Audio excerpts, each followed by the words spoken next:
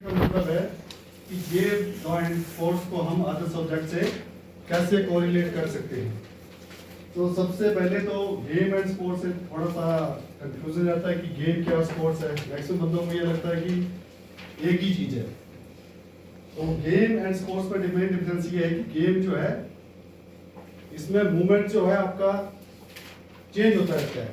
Suppose that जैसे आप football खेल रहे हैं, फुटबॉल में ड्रिबलिंग भी होगी, किकिंग भी होगी, कई चीजें होगी। मतलब आपका हर टाइम हर सेकंड में मूवमेंट बॉडी का चेंज होता रहता है। बट स्पोर्ट्स में क्या होता है कि शुरू से लेके एंड तक जो बॉडी के मूवमेंट्स हैं एक से ही रहेंगे। तो मैं अभी आप लोगों से पूछूंगा कि कौन सा ऐसा इवेंट है जिसमें बॉडी के मूवमेंट्स एक से ही रहते हैं स्टार्टिंग से लेके एंड तक।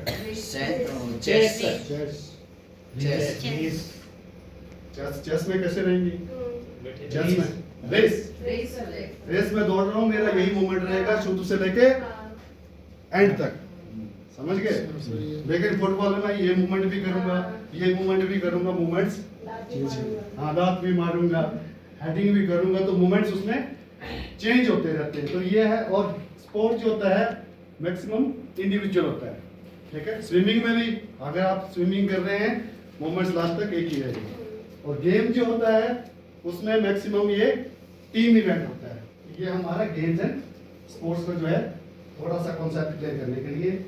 उसके बाद है कि गेम्स एंड स्पोर्ट्स को हम बहुत से ऐसे सब्जेक्ट है जिससे कोरिलेशन का कर सकते हैं। तो जैसे है फर्स्ट है integration of games and sports with physiology.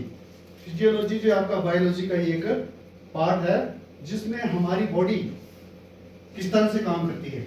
Body में डिफरेंट सिस्टम है, आपके सर्कुलेटरी सिस्टम है, स्केलेटल सिस्टम है, मस्कुलर सिस्टम है, एक्सक्रीटरी सिस्टम है।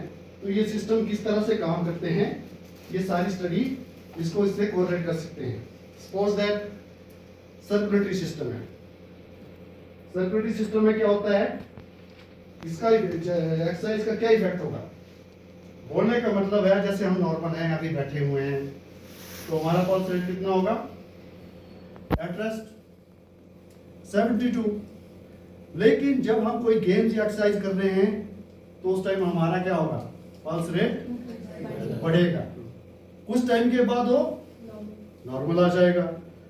लेकिन इसका लॉन्ग टर्म इफेक्ट क्या होगा?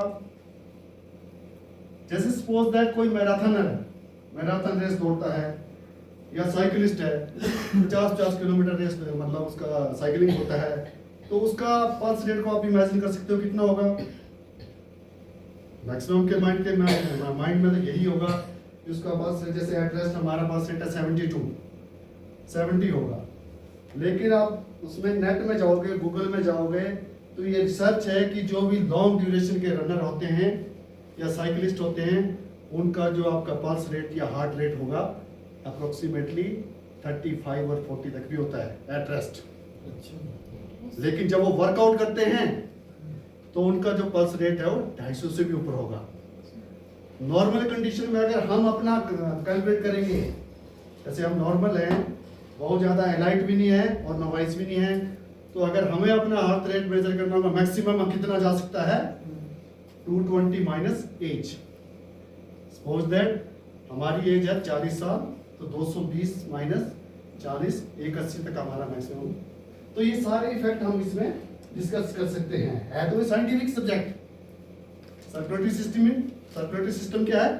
साइंटिफिक है, बायोलॉजी से रिलेटेड है, हमारा बॉडी किस तरह से काम करता है। लेकिन जब हम एक्सरसाइज करते हैं तो हमारा स्ट्रोक वॉल्यूम, ठीक है, कार्डिक आउटपुट किस तरह से काम करता है, किस तरह से बढ़ता है, वो सारा इसमें डिस्कस किया जाता है। फिर नेक्स्ट आ गया आपका integration of games and sports with biomechanics. Biomechanics में क्या होता है कि हम जो मूवमेंट्स करते हैं, लिविंग ऑर्गेनिज्म, हमारी जो मूवमेंट्स होती है उसका एनालिसिस होता है।